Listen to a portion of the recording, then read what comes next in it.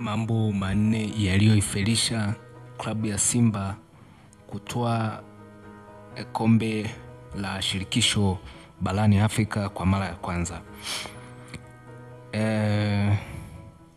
Hatimaye mashindano ya kombe la shirikisho Afrika msimu wa mwaka 2024-25 Total Energy CAF Confederation Cup yamefikia tamati baada ya fainali kati ya Simba Sports Club kutoka Tanzania na RS Berkane kutoka Morocco kumalizika katika uwanja wa New Amani Complex Zanzibar, Tanzania, Mei 25.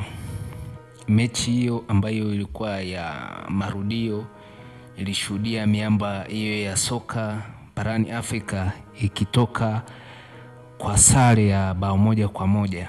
Mechi ya kwanza iliyochezwa Morocco tarehe 17 Mei mwaka huu, RS Berkane iliidwaza Simba goli 2-0 na hivyo kutengeneza aggregate ya ushindi wa mabao 3-1.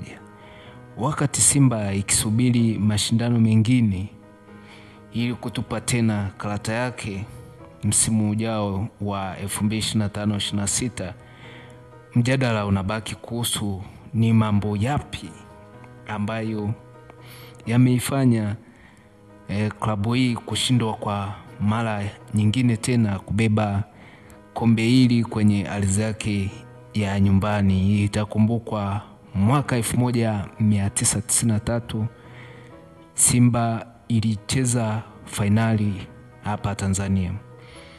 Kuna mambo manne yamekuwa yakitajwa zaidi.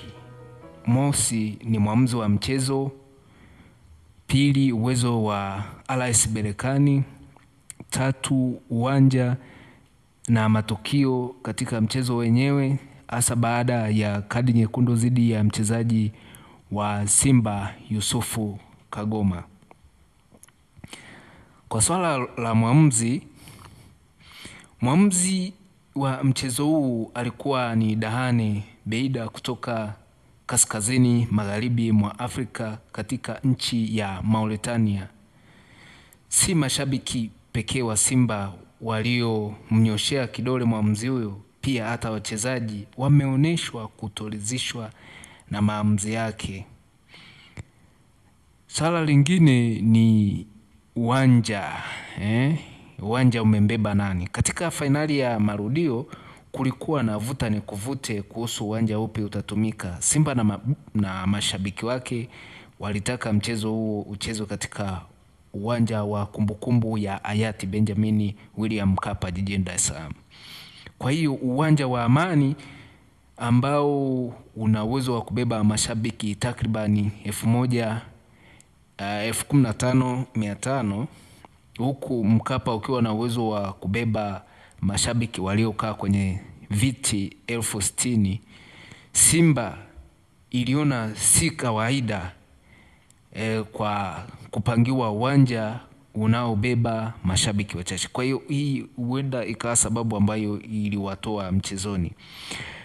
Swala lingine ni ubora wa RS Berkane. Ushindi wa jana umeifanya RS Berkane kuwa moja ya klabu bora Afrika kwa upande wa mashindano ya CAF Confederation Cup, ikifikisha jumla ya mataji 3 ndani ya misimu 5 baada ya kubeba ubingwa huo mwaka 2020 na mwaka 2022.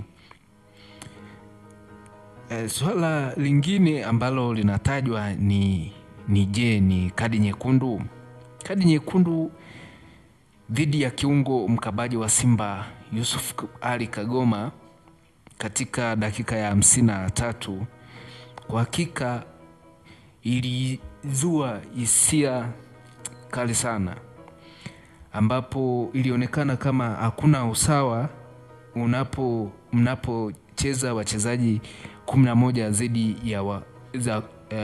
dhidi ya 10, hasa ikizingatia kuwa kadi yenyewe ilitoka wakati wa dakika za mwanzo wa kipindi cha pili. Hii ni kadi ambayo ilivuruga mpango mkakati wa Simba na kuipunguza timu ya Simba nguvu.